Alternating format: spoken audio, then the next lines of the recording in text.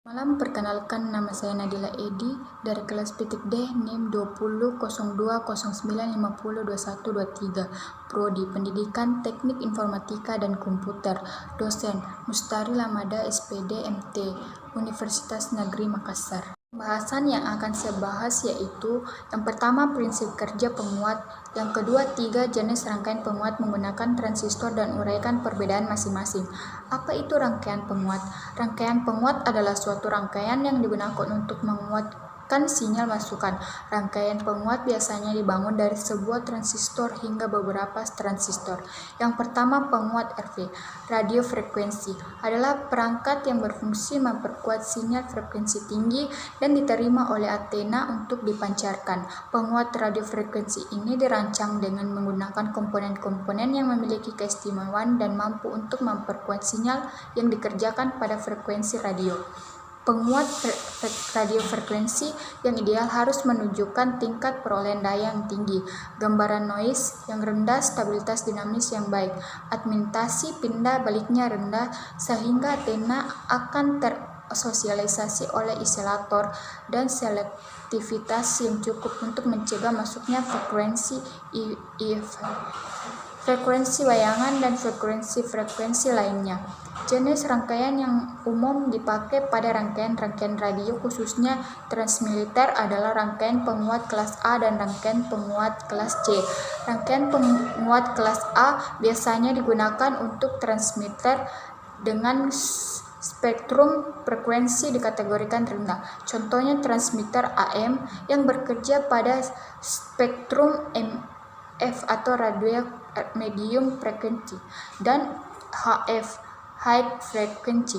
Rangkaian penguat kelas C biasanya digunakan untuk transmiliter dengan spektrum frekuensi tinggi atau daya besar. Rangkaian penguat kelas C biasanya dipakai pada transmiliter VM yang bekerja pada strum VHF dan UHF.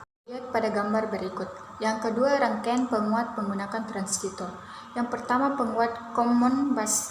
Penguat common bus adalah penguat yang kaki basis transistor di-groundkan, lalu input dimasukkan ke emitter dan output diambil pada kaki kolektor. Penguat common bus mempunyai karakter sebagai penguat tegangan, dapat dilihat pada gambar di samping.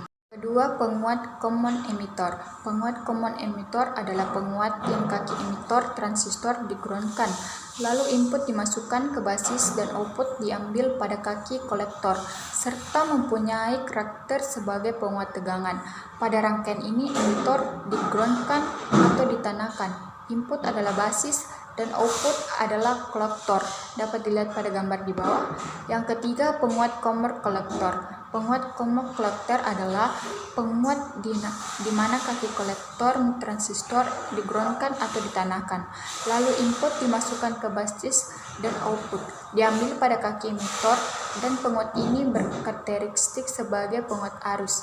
Rangkaian ini hampir sama dengan common emitter, tetapi outputnya diambil dari emitter.